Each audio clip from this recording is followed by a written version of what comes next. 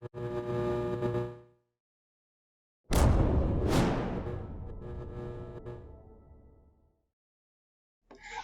now finishing off our second track of the day, we are overjoyed to welcome Khadijah Mellah.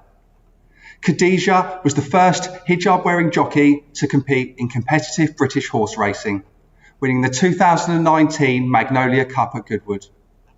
Alongside her studies at the University of Brighton, Khadijah now attends events across the country to motivate and inspire young women to achieve both their academic and sporting potential. Khadijah will be sharing her journey and some of the lessons she's learned.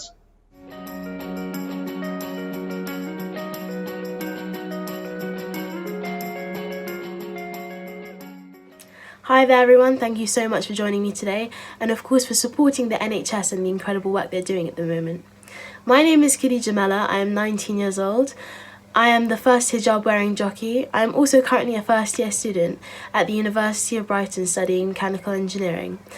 It's safe to say that self-study is currently difficult, but we'll get through it. I will be talking to you today about my journey, how I became a jockey, the struggles I faced.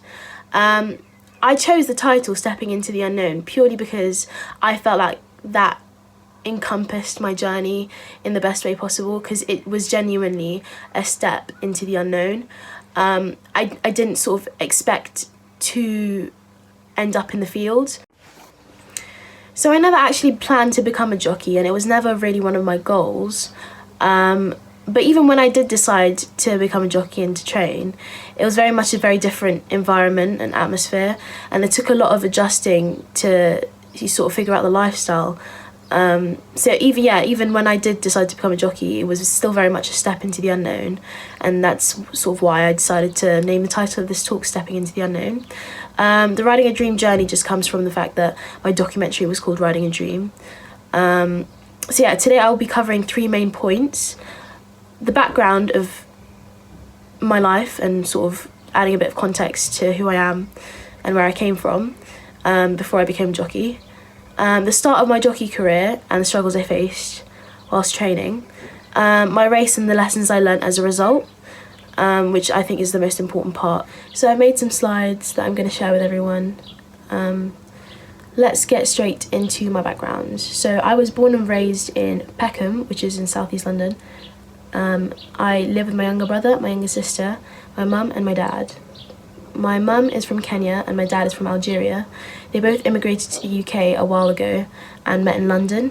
My dad is a handyman and my mum is a housewife. I went to Turnham Primary School, which isn't too far from Peckham. And I managed to get into a private school because I did relatively well in my Year 6 12 plus exams and got a bursary at Sydenham High School. I stayed at Sydenham High School until the end of sixth form. I have to say, Sydenham High was a very different experience to my primary school, and I definitely learned a lot from being at Sydenham. I did quite well in my GCSEs. Academically, Sydenham High was great. The environment in itself was very, very difficult at first. It was very different, and I definitely stood out. I was pretty much the only Muslim girl in my year and in the school, I believe, for quite a while.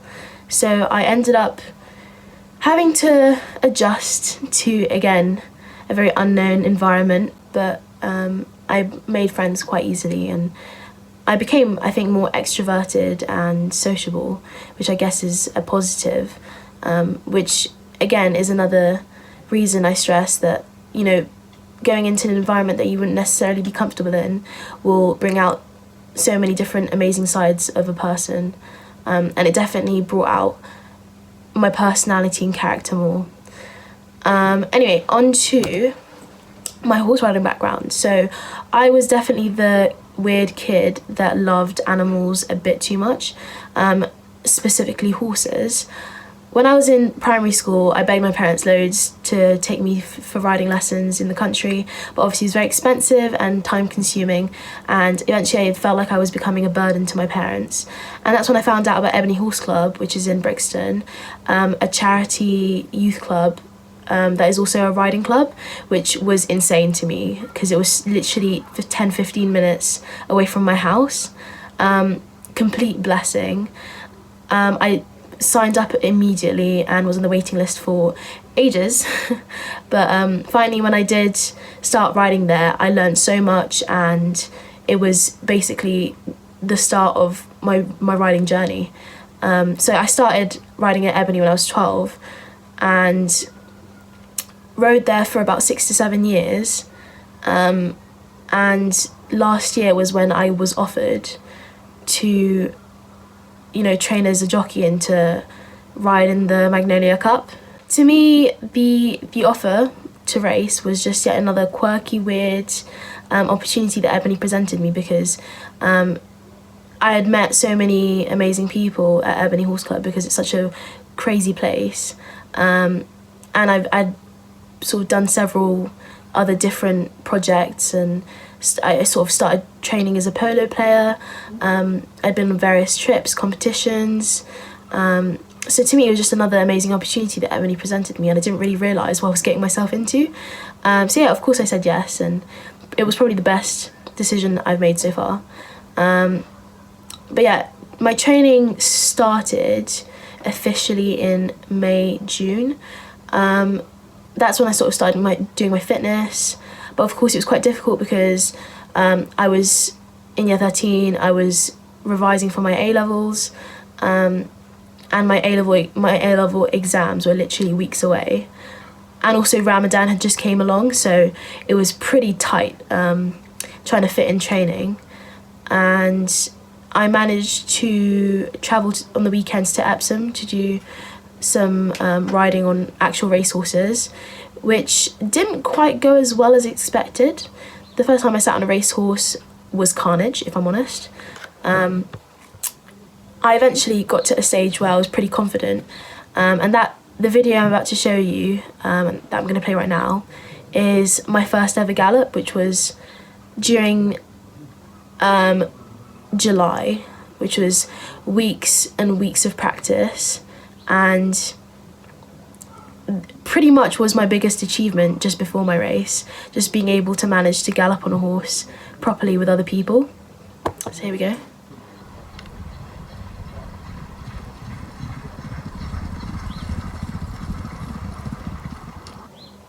It doesn't look as intense as it feels, because whilst you're on the horse it is crazy. The fitness side of my training was extremely demanding.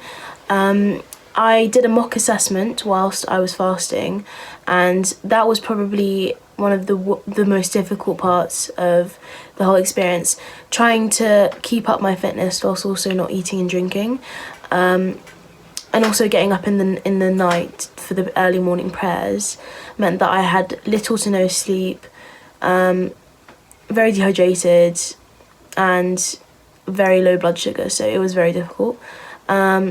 The exercises themselves were quite extreme. I had to do 4-minute planks, I had to squat for 2 minutes and straight into a wall sit, and I had to do leg raises, I had to do press up, half press up and hold. What else? I had to do many arm exercises. I had to demonstrate my balance on a mechanical horse. There were so many different things that I really struggled with and took a lot of time and effort and practice. And the mock assessment I failed. And then for the actual assessment I also failed my fitness side because I was 1% off due to struggling with the bleep test and struggling with the squat and hold. Third time round I managed to pass 4% over the threshold, so I was pretty pleased with myself. But it really is completely underrepresented how difficult being a jockey is, and I had no idea until I started my training, and it was a massive shock to me. Nevertheless, I developed sort of a lot of tenacity within the experience itself, and I also reached a level of fitness that I didn't realise I could reach, so that was just an achievement for me personally. I'm going to move to the next slide so I can talk to you about the issues I faced, because there were so many problems along the way. You know, aside from struggling with fasting and training, I categorically did not understand racehorses very well for the first month. So I was sat on these incredible, majestic creatures and had no control, no understanding, and this panic. And one thing you should definitely never ever do once you're on a horse is ever panic. But my confidence was quite low due to the fact that weeks before I started my race training, I'd had an incident on the horses at Ebony, which are fairly easier to handle than race horses.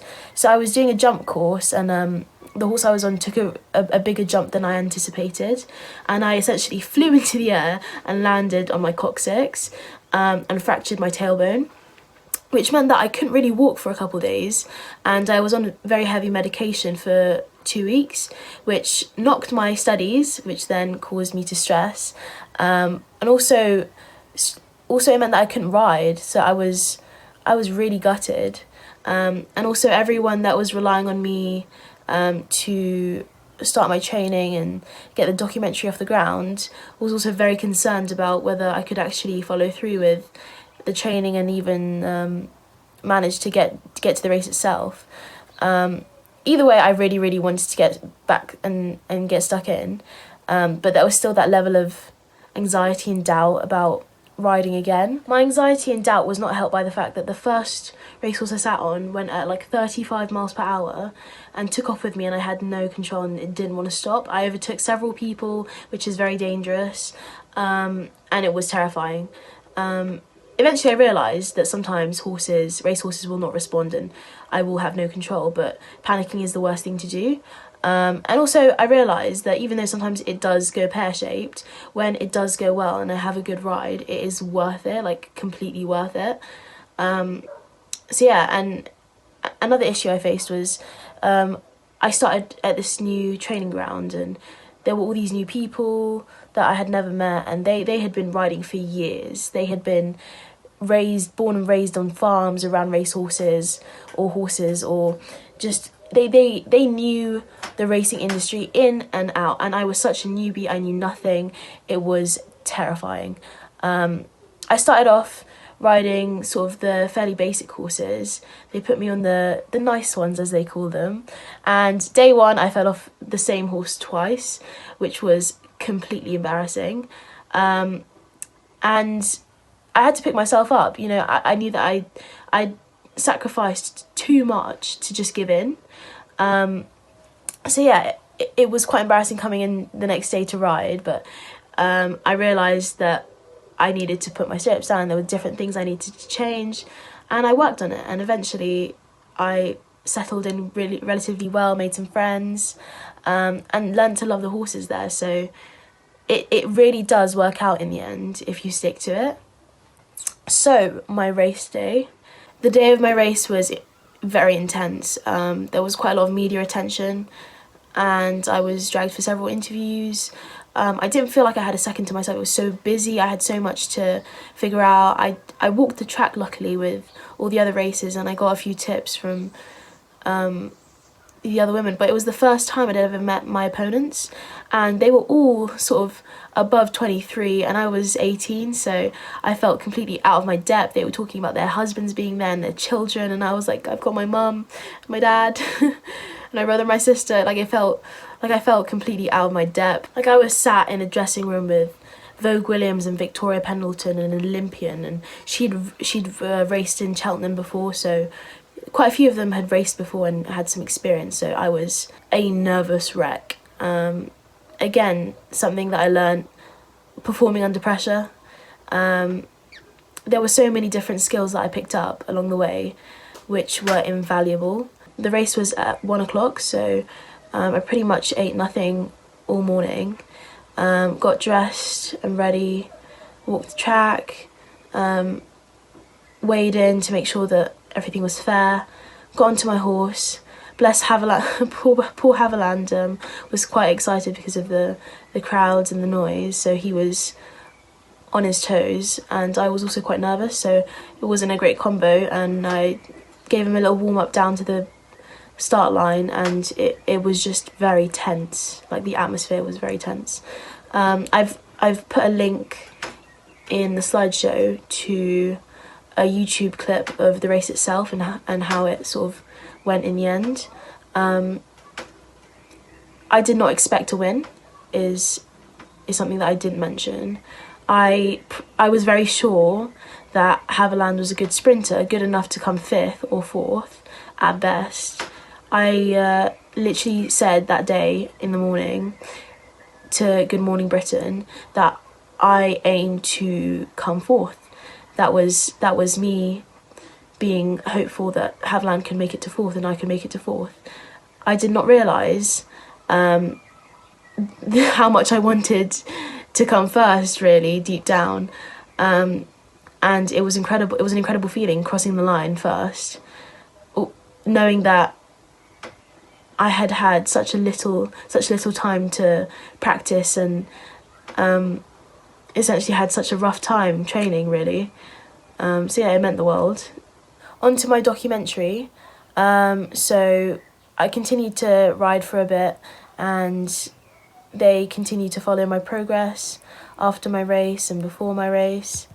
And luckily enough, I had a premiere at the Ritzy in Brixton, which felt really nice because it was exactly where I'd started, really. And I was very, very lucky that the Duchess of Cornwall, Camilla, attended and sat next to me and watched the whole thing with me. So it was a very magical experience. All my family and friends were all there together, celebrating this crazy opportunity that had turned into an amazing story and an amazing part of my life. So that was probably the most special day of my life, just being around my family and friends, all celebrating the same thing.